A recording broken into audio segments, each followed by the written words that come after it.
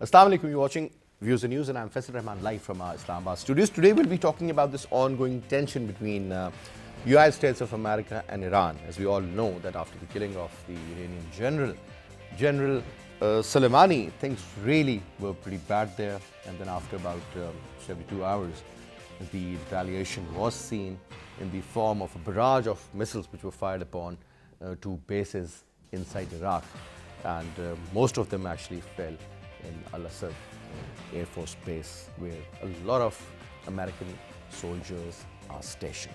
And according to the US authorities, all is well. This is what the President of US has said, that no casualty, nothing at all.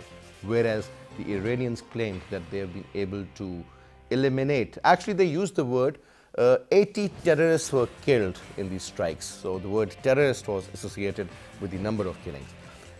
Now, everybody was expecting that maybe the USA is going to reply in a very hard way, and most likely we will all witness what we witnessed on that unfortunate night when Baghdad was attacked through missiles. And we still remember that sentence, I always use this, that the skies of Baghdad are illuminating. There were so many bomb blasts, there were so many missiles fired upon that city. What I'm saying is that finally it seems that for the time being this issue is taken care of. Now USA believes that they will be talking to the Iranian authorities, and these will be unconditional talks, something productive. Whereas at the same time, the President of the United States of America, Mr. Donald Trump, has said that further sanctions will be imposed. That means that more tightening as far as Iran is concerned. But before I introduce you to our panelists and before we start the conversation, our production team has prepared a report. Let's watch that. President Donald Trump has moved to de-escalate hostilities with Iran. The US president spoke after a strike from Iran on two military bases in revenge of the killing of the Iranian General Qasem Soleimani. In a message to Iran, he said, "We want you to have a future, and a great future, one that you deserve." Donald Trump further said the US will embrace peace with all who seek it. We want you to have a future, and a great future, one that you deserve, one of prosperity at home and harmony with the nations of the world. The United States is ready to embrace peace with all who seek it. According to the Washington Post, a senior administration official said the United States had already knew Iranian missiles were going to strike American facilities in Iraq well before the actual attacks. Earlier, Prime Minister Imran Khan has also shown his concerns following the Middle East situation. He tweeted, "I have asked the Foreign Minister Qureshi to visit Iran, the Kingdom of Saudi Arabia and the USA to meet with respective foreign ministers, Secretary of State, and the Chief of Army Staff, General Bajwa, to contact relevant military leaders to convey a clear message. Pakistan is ready to play its role for peace, but it can never again be part of any war." How Iranians would respond to the President Donald Trump's offer for peace. However, this is very important that the better sense prevails. Well, now things are pretty fluid as they were earlier, but at least we are not expecting war-like situation there. But what would be the role of these non-state actors in the region? What about the proxy wars of Iran in Palestine, Lebanon, Syria, Yemen, or even in Iraq? We'll be talking about that. We have with us in our studio, on my right is Brigadier retired Tipu Sultan Sahab, who's a senior analyst, sir. Thank you very much. And we have with us Muhammad Imran Jan Sahab, columnist and a senior journalist, sir. Thank you very much. And we have with us Khattak Sahab, former ambassador, senior diplomat, sir. Thank you very much. Now, Brigadier Sahab, we were expecting most of the analysts, I mean, there was a divided approach. Some said, rather 60% of them said that there could be a strike on Iran by the Americans, and their ships and their assets are all stationed and they've geared up. Most likely these B-2 or other bombers would take off and they would carry out strikes on, most likely on those 52 sites which earlier was mentioned by Donald Trump.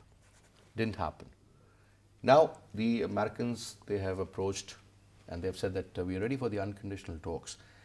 So as of now, sir, or maybe after the killing of General Soleimani on Friday, do you think, sir, that the situation is in favor of Iraq at the moment, or it can still escalate at some stage? Well, it's far from over, but I will tell you the obtaining environments of the area are such that when the Americans invaded Kuwait and Iraq and sent down tomahawks in Syria, and the Europeans bombed the Libyans, the situation was a little different. Iran is a different ball game. How is Iran different? So why do people say that Iran is not Iraq or Iran is a different? Is it because of the nations? One major fundamental thing is that we are living very near the Iranian revolution in history, and somehow the other we do not really realize the impact of the Iranian revolution. And symbolically, you would have seen that in Soleimani's funeral, how the people gathered. You cannot imagine such a thing in any other Arab country under a kingship or a khanate or a UAE, etc. So that is one thing. The other thing is that the Iranians have a system where it is not ruled by a family. It is ruled by clergy, all right, but it is the government is not as unstable, or it does not have proper a elections are future held in and the everything. population. The other from the obtaining environment, the other difference is that as the conflict in the Middle East prolongs, the people are getting more and more involved in it. Previously, what the Americans did, indeed they did that in Pakistan, the Soviets did that in Afghanistan, that they would come and they will have a one-window operation, a dictator or a king or something, and they will have their strategic aims deployed over there. Now it is different. The people are fighting, people are armed. No matter there are factions, there are a whole lot of confusion who is stronger, whether ISIL is defeated and all, or Al-Nusra is defeated or not, or Haftar is going to, General Haftar is going to succeed in capturing Tripoli or not. The fundamental change is that the people have decided to take up arms and be part of the conflict. And when that happens, if a lot of people thought that the Americans are going to attack Iran, but a lot of people also thought that it is not going to happen. Now, in case of Soleimani, some people think that he had become so strong that he was considered number 2 as far as power is concerned in Iran. He was a stumbling block in a larger peace effort, according to some people's strategy, and they decided to get him out of the way. Other story that he was planning an attack on the Americans, not. But I think from That's here, the Western propaganda. that they always need a football, whether it is Exactly. Osama bin Laden or Saddam Hussein or Abu Bakr Baghdadi, and then after a lot of statements, much harsher statements than what they issued against Soleimani, so Osama bin Laden, finally they apologized. Oh, we were wrong. I think what is going to happen is that the Europeans and the world is going to exert some pressure on the Americans tacitly. I think a lot of people thought that the American step to kill Soleimani was a foolish step. People within America think otherwise. But people within America did not. Donald Trump. I mean, there's so many interesting videos which are being viral. But I will viral. refer you to the 3 statements. One is the Iranian ambassador to the UN has said that they want regional cooperation to study the prospects of de-escalation and peace. And the European Union has said about few hours back that a war with Iran is in nobody's favor in the world. They did not say that when they were invading Iraq earlier and all. Definitely. Now, Imran, there is another approach also, and they believe that it's not going to be United Kingdom which is going to be affected if there is a war. Primarily, it's going to be European Union post-Brexit. But at the same time, it seems that the Americans have finally taken over, and they have actually practically exercising the fact that the Britishers are their babies, and they will remain subservient in one way or the other. Because the kind of language, I'm not particularly talking about the most Western leaders, but in particular about the Prime Minister of UK. He almost agreed to whatever Donald Trump said. So there is an alliance for sure. But on the other hand, sir, when we look at the current situation, which is very fluid, I would say, things can erupt any time. And most likely we will see a division within the Europeans. I mean, it doesn't surprise me. The only complaint Boris Johnson had was that he wasn't informed ahead of the attack. That's the only complaint he had. No qualms about the fact that it was a violation of the international law, or what intelligence was really there, that the threat from General He wasn't taken into confidence was primarily. imminent. Yes, so that was his only complaint. The interesting thing is, and even that speech that was displayed that Donald Trump gave yesterday, something that the mainstream Western media didn't catch for obvious reasons was, why was General Soleimani killed now? Why now? That guy had been on the radar of President Bush, Obama. They all refrained from attacking him. This last summer, a US drone was brought down by the Iranians. General Soleimani still wasn't killed, and he wasn't like a man who just stayed in hiding. He was always in the open. He was an open target. So he could have been killed before, and there's an interesting reason for that. And some publications was on there the any fringes, breakthrough between Iran and Saudi Arabia? Yeah. He was the main architect. He was instrumental in achieving peace between that, and it all boils down to the sale of weapons. That's why UK, as you mentioned, UK is the other country that will not be affected because they also manufacture weapons. So the United States, Trump's policy is not to invade other countries or wage wars, but to make sure that other countries are fighting with each other. A peace between Iran and Saudi Arabia will be a big problem for the sale of weapons. Friendly countries are not going to fight with each other, and when you don't fight, you're not going to need weapons. You only need weapons when there's a warlike situation. That's what that is. That speech by Donald Trump yesterday, there was an interesting thing that nobody actually mentioned. New York Times, Washington Post, any of the newspapers, was when he mentioned the part where he said, America has its own oil reserves and oil resources. We are oil independent. We don't need Middle Eastern oil. I was really surprised. What's the reason for that, to say to Iran, you're not buying Iranian oil anyway? Why would you say that? And there's a very interesting Because reason. if there is a war, the whole world is going to suffer as far as the prices are concerned, because they can hit up to $150 a barrel. But when you talk about the shale oil technology and all, Americans are going to love it because the prices would go up and they have enough of it. And there may be... Absolutely. So looking at, and why not? And there may be, in my view, there may be another reason. In a tacit message to Saudi Arabia, Trump was basically saying, if you're not going to need my security, if you're not going to need the American security after you've made peace with Iran, well, guess what? I'm not going to need your oil then. I'm not going to be dependent on your oil. You don't need my weapons or my security because you're secretly making peace with Iran. I'm not going to need you anyway. That was the indirect message. In my view, that was a message, a tacit message to some of the countries in the Middle East who have realized that maybe they shouldn't depend on the US security and they should make peace with Iran. That's what General Soleimani was trying to achieve. That he was the key figure to do that. Even the Abu Qaik oil refinery attack a few months ago, many people believe that was not made by Yemen or Iran. And that came was from made the by northern US. side. Exactly. Yeah. So every time there is some rapprochement between two warring countries, some peace effort, something like this happens all of a sudden, killing the prospects of peace. So primarily you believe that the killing of General Soleimani is linked to the was weapons. a part of a larger deal, and the basic objective, the immediate goal was to kill any prospects of peace. So exactly. That's what that is. Ambassador Saab. Well, to begin with, I would like to apologize in advance because what I'm going to say may hurt feelings of many people or our viewers and listeners.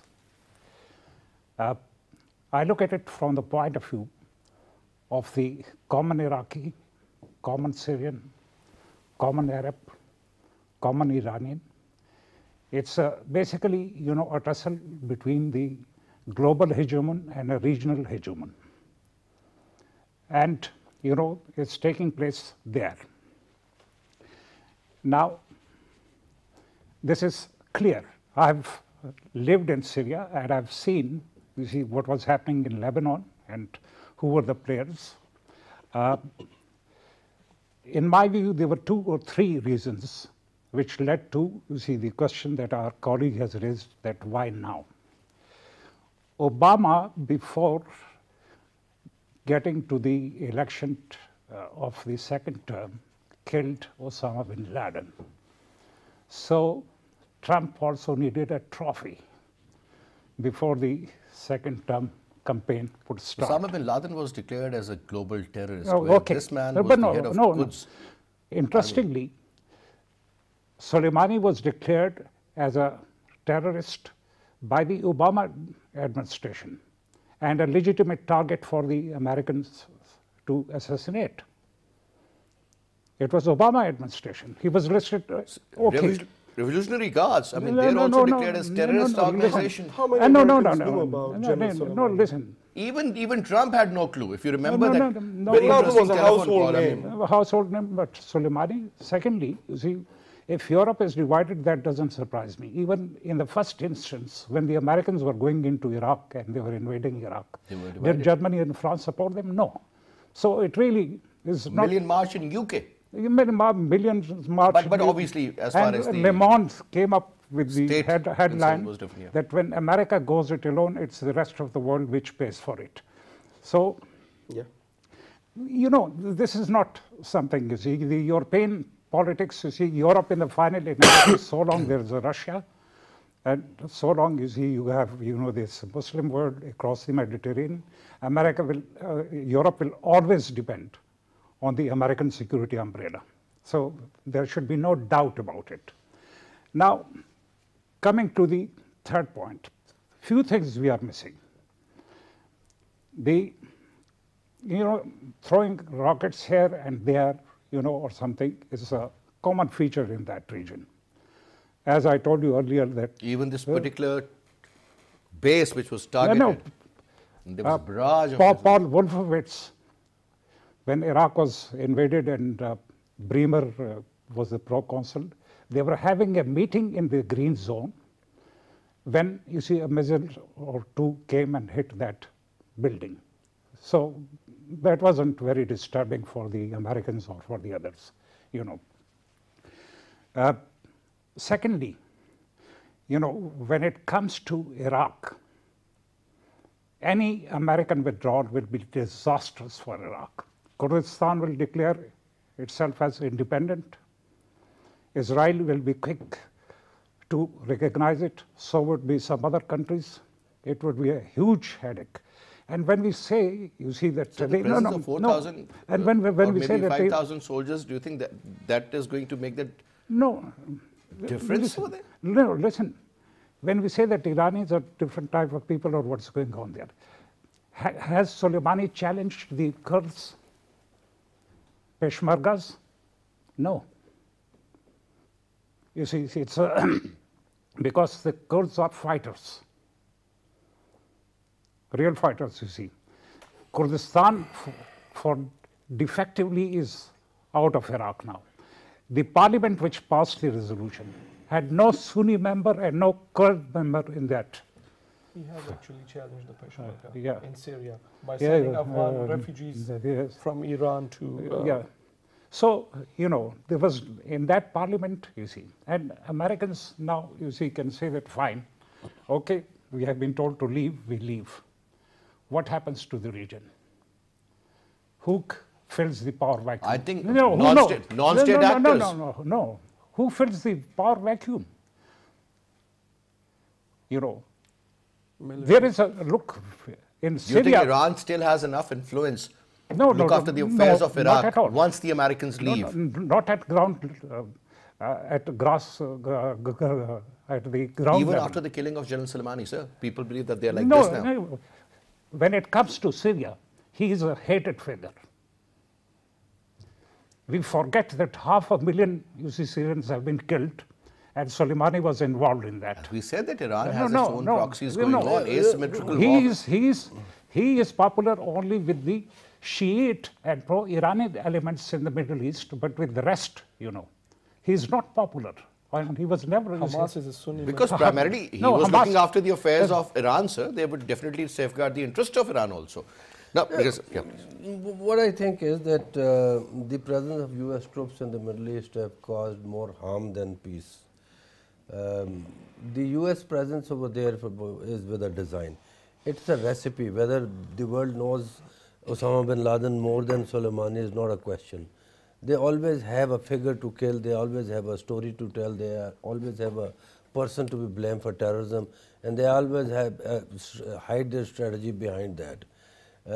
If the Americans remain present in the Middle East, they will be protecting few countries who are stable like Qatar, Bahrain, UAE, Saudi Arabia, but they will not be able to affect substantially in Iraq and Syria now.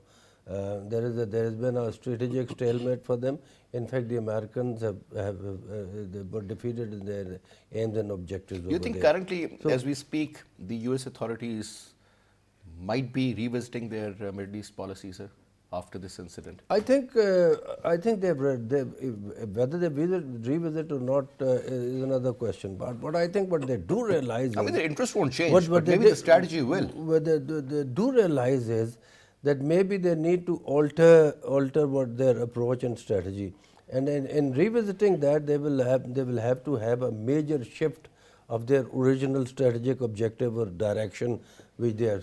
I think they have played enough of Saudi and Persian enmity, which they are still doing that, and they do not want any regional peace, as my colleague over here said rightly, because it is an armed industrial complex of the Americans that control a lot of things.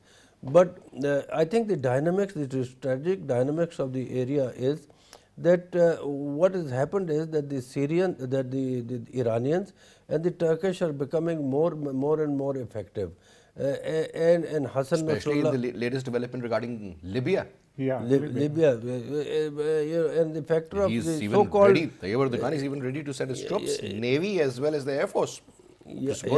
But within Syria, Iraq and Lebanon, so-called Shia crescent, I think the Americans have no way to affect the population over there as they thought earlier. I think this time the negotiations will be urged by the European Union, by the regional countries, and Pakistan's role is very important in the region, become very important in the region. I think Imran Khan is moving in the right direction when he is trying to make peace. I hope he asserts more, and I hope that he is able to advise Saudi Arabia appropriately. And you see, this impasse is dangerous for Saudi Arabia also. If there is peace in the region, even if there is a temporary peace, it suits the Saudis. But if the balloon goes out and there is a war, remember the Persian Gulf is only 21 nautical miles at the mouth, and the navigable distance is only 4 kilometers, and it is the width well in the range. The width is only 51 nautical miles. So the American fleets and the American carriers are physically threatened in case of an all-out war. Of They course, can be surrounded.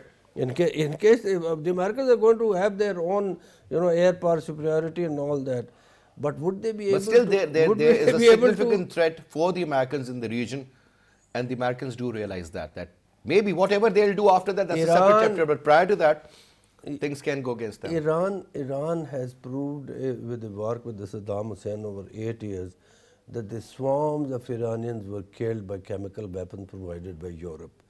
That did not deter the Iranians to keep launching their attacks, even at the Look at the number of people who were thousands and lakhs of people died over there.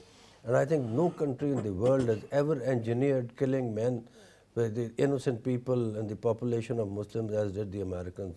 I think one estimate is the spread over 1.5 century, they killed about 60 million people in their bombing in Cambodia and Vietnam, in the Middle East, and everywhere that they have bombed. So that is the menace that the Americans create. And I think the world has come to realize that, and the Americans do not have that superpower which they enjoyed at the turn of the century. The Russians are coming up. Military They have challenge. come up with There missiles, is an economic challenge, which are 27 times more equal to the speed of sound. That is 20,000 miles per hour. The Chinese, the missiles they have developed. The Russians have, I think, mastered the technology of the missile speed, and that is what is S-400, S-500 is all about. So the Americans have got a problem. I mean, they have a problem. I mean, look at the issue of Turkey. You buy our F-35s, but don't buy Su-400. So, that's going on. Now, Imran, the options for the Americans, obviously we all hope that this issue is taken care of and this tension diffuses at some stage. which it has to a very reasonable level, I would say. But still, I'm sure they have an objective, they have some ideas in their mind. I mean, now they might be focusing on the regime change. They have always talked about it. Earlier, we all thought that maybe the president or the supreme leader could be the next target. You never know. Americans could have done that, you know, in retaliation. Things would have gotten out of hand then. But what I'm saying is regime change, number one. And second, sir, do you think this P5+1, because the Iranians recently said that, you know, now we won't, it is not being applied on us anymore, because obviously there's a lot of trust deficit. Future of P5+1 and the approach of the Americans regarding the regime change, sir? So regime change had been the name of the game for a long time now. You know, they all want the clerics, the ayatollahs, to go away and for Iran to become pro-US, pro-business country that will allow the US corporations to come in and exploit their resources, as was the case during the Shah until 1979. At the same time, the P5+1, the chances of that staying alive are very little because, as you said, there's trust deficit. At the same time, Iranians said, now the gloves are off. You know, we're not no more bound by that anymore. And it was the United States under Trump that actually ripped apart that whole agreement. The Europeans, especially the French, tried very hard to still keep it alive and give some relief to the Iranians. But you never know. Iran can just realize that maybe had they been a nuclear state today, they wouldn't have been so defenseless now, and probably the United States would have thought 100 times, maybe 1,000 times before attacking the second most powerful man in Iran, General Soleimani. So these things could be a problem.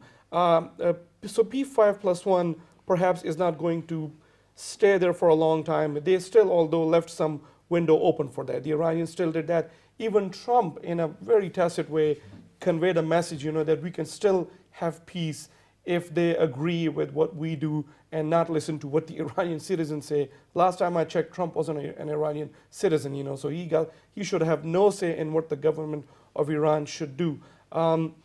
As for the attack that Iran made against the United States, the Iraqi base, that was supposed to just only send a message. That was the target audience of that attack was the Iranian people, because the Iranian people are angry. They want American blood. And when such attacks are made and they are claimed, not a single casualty, it is those covert attacks that are made through proxies that are lethal actually in nature and that end up killing a lot of people. Trump also, as was mentioned, Trump also is trying very hard to change the narrative and the debate of the next presidential election to national security, because his method worked, and in his mind, he strongly believes that his methods work.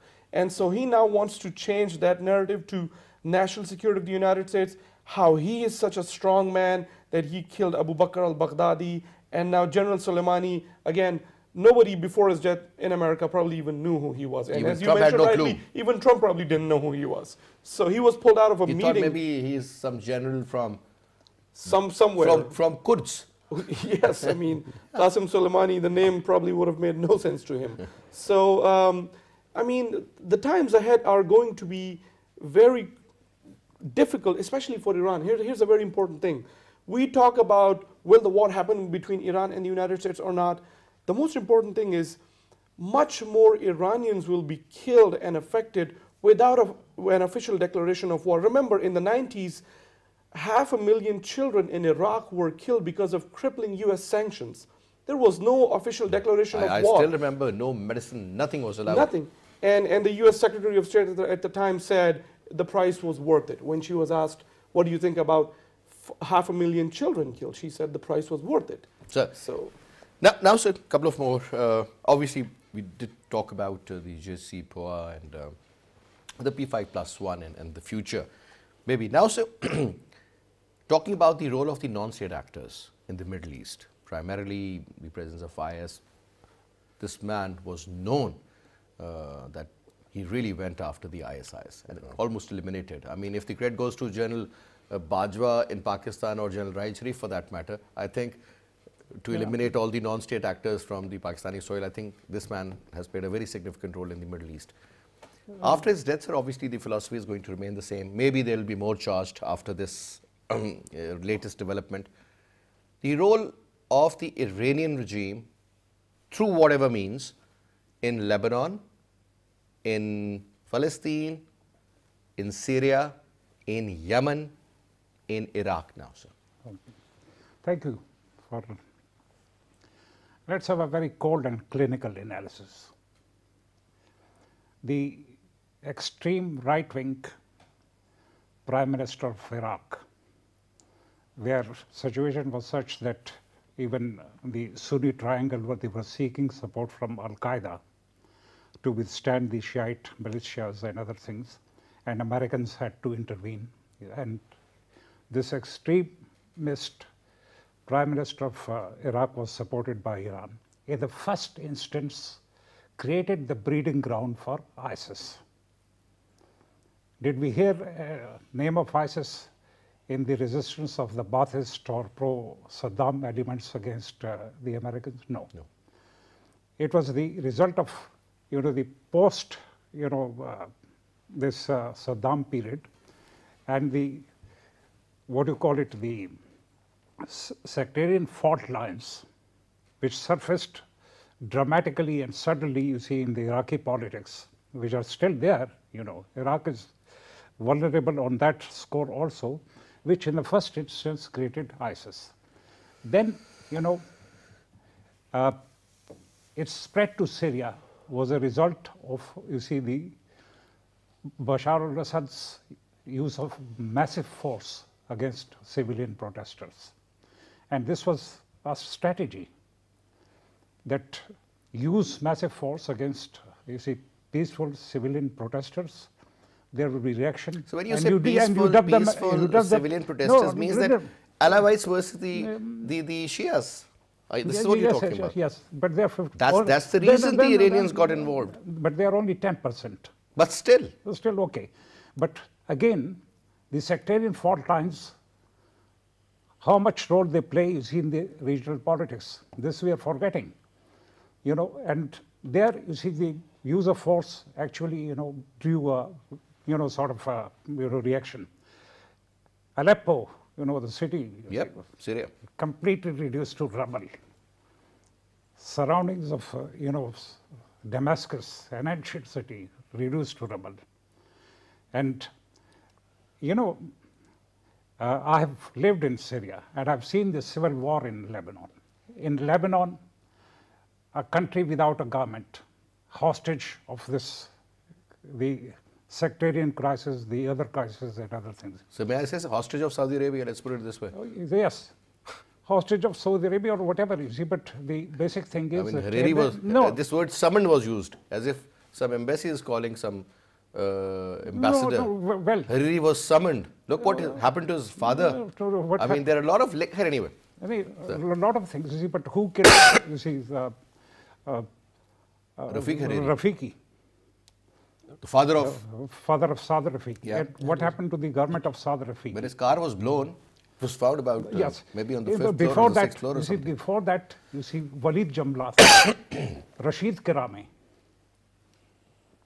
It was all planned. Khalid Jamlath himself told me. Including 250 US soldiers in Beirut. Yes. Khalid Jamlath himself told me when I was kind of CDA in Damascus and we didn't have a mission in Beirut, we had withdrawn from there. And I used to visit Lebanon on duty, and on one of my calls, and he said that the Iranians and the Syrians had a hand in killing of my father. And that's why I'm sitting in, those mountains and, yes. I just want to comment. It sounds as if though the sectarian violence in the Middle East is caused by Iran. After the revolution. From what I know, after the U.S. invasion of Iraq, before that invasion, there were Shias and Sunni living in there. It was after the invasion, because of the invasion of Iraq by the United States and the bombing of the Al-Askari Mosque in Iraq, that basically exploded all this sectarian hatred and violence in Iraq. What the Bast is saying that it existed, but it surfaced very suddenly. It exists. because the Pakistanis No. It existed even during the days of the British. General Abdul Karim Qasim's, overthrowing of the monarchy in Iraq in 1958. What was the reason? The army, which was the British-raised army, consisted mostly of Fartiki and Sunni elements.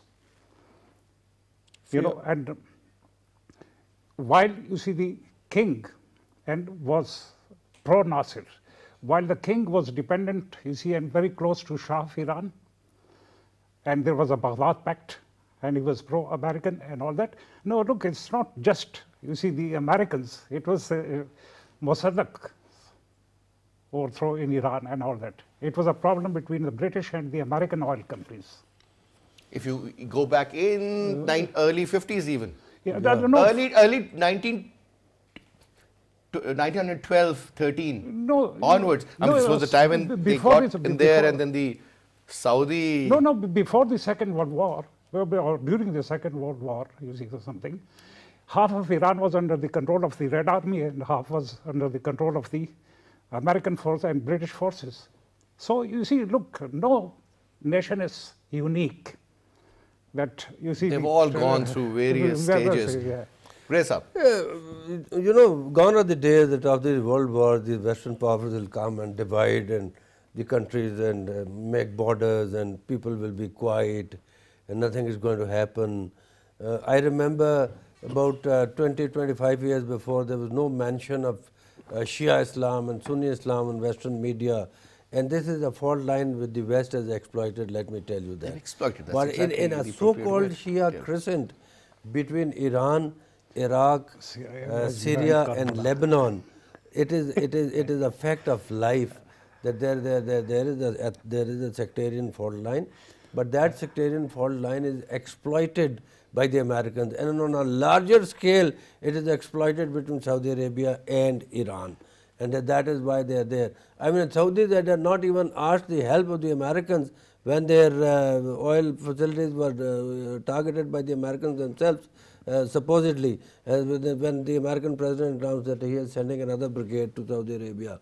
When the troops come, I can tell you. At the cost of Saudis. At the cost of Saudis, exorbitant I just love that part. Saudis and all those dollars. I still remember there was a deal.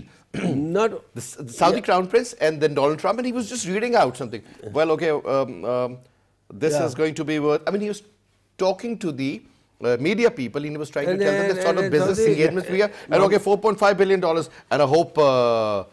No, that's not too much for Saudi Arabia. And he goes, no, that's no problem. Well, that was something. Nothing is too much for them. So what is, things are far from settled, I can tell you that. And so long as the Americans remain in the Middle East and all over those places, they will be a part of problem rather than a part of solution. Okay. What exactly is Saudi Arabia thinking at the moment, sir? What do you think? They're just hanging low and trying not to give out. Israelis and Saudis are doing the same thing. They're not giving out any harsh statements, aggressive statements. Israel is having its own internal problem because they are still trying to figure out who should be the prime minister. But they know that they're right there next door. If they piss the Iranians off, the Iranians will target them. Now, they cannot. The Iranians cannot reach the United States. We know that. That's why they. That's what I'm saying. They will just go after their interest or their in the region, their assets or their allies stationed. Yeah, exactly. Yeah. So Saudi Arabia is trying to, keep a low profile at the moment. Not trying to. They will not. Their problem in Khubar, in Bahrain, in Yemen. There are a lot of. They will try not to population over there. In the eastern part of Saudi especially Arabia, the bordering area. And this is where the oil fields are. They are right. You see, one has the destructive power, the other has the disruptive power. Yes. very well said. Well explained. That's right. One has the destructive power, the other has the disruptive power. So this conflict is far from over. But the problems will continue. They will be there. Trump said there will be maximum pressure, and I would like to say it's maximum pressure plus now. He's going to impose more sanctions on Iran so that they can just go for a regime change, which is not going to happen. Didn't happen in 4 decades. I don't know why it should happen now, why it would happen now. Regime change is only synonymous to Baath Party. When there is a revolution, there is no question of regime change. The problem is that when you look at the funeral, I mean, those videos, I mean, that's unbelievable. People across the board, they were all there. I have They were never all there. seen a funeral this big. Sir, have you? Be honest. Sir, have you? No. 12 miles long. I'm just not one- too old enough to remember any other people. Ziaz, earlier than Americans that. will be mad regime change. And it's laughable. It's yeah. not an issue. Basically, you know, we noticed that before he would say good morning, you see, in his press conference, Trump said that Iran will never have nuclear weapons. That's the first thing he said. Just That's like, the first thing. when you see, and that is actually of critical importance. Now, for Iran, the catch-22 is that if it, let's say, if it enriches its uranium, is beyond a certain One point, thing is very no, important. it will have a problems with the West also, and even with Russia and China to an extent, because the agreement. Then they won't be abiding. Yeah. The agreement is there between are no off 5 ramps. plus I think 1. before the time ends, there is one thing very important that all of us should discuss on it perhaps, that the stage is set for the regional countries to deal with the Americans differently as compared to Not what it was. collectively? Differently as compared to the, because the Americans are not that strong-footed as they were before. They've had their reverses in Syria, they've had their reverses in Afghanistan. Iraq, they've had their reverses in Afghanistan, and the Russians are not listening to them, and the Turkish are not listening to them. I think Russians have also put their foot down now. the Taliban have their connections with the Iran. so the regional countries must realize that, including Pakistan, including Saudi Arabia, UAE, Syria, Provided Iran, their interests merge. That's the problem. That is But I was told that we're totally out of time, but like 15 seconds each, sir, please. The Americans, I Including think, just weaken their hand in negotiating with the Taliban in future, because if the peace doesn't happen between them, the Iranians will provide them sophisticated weaponry that they never had before, and the U.S. presence in And make Afghanistan life will miserable. become. This is a thing of- exactly what my initial point was, proxy wars. That's what's going to happen in Afghanistan. it doesn't suit Pakistan, you know. That's right. Let me have my take on it. So last 15 Yeah. seconds, please. Quick comment. Okay, this policy of proxy wars in other countries, on other countries' soil, whether America is doing it or Iranians are doing it, is immoral, inhuman. But because if morality, I don't think Politics is all immoral. exactly. That's what I'm saying, No. sir. Morality is an obsolete word in so, today's but why the claim? scenario. I But think anyway, sir, everyone thank you very has- much, sir. It's Imran Khan, thank you very time much. for realigning things. Because that was a pleasure. And that's all we have for this hour. I'll see you again. Till then, you take good care. Allah Hafiz.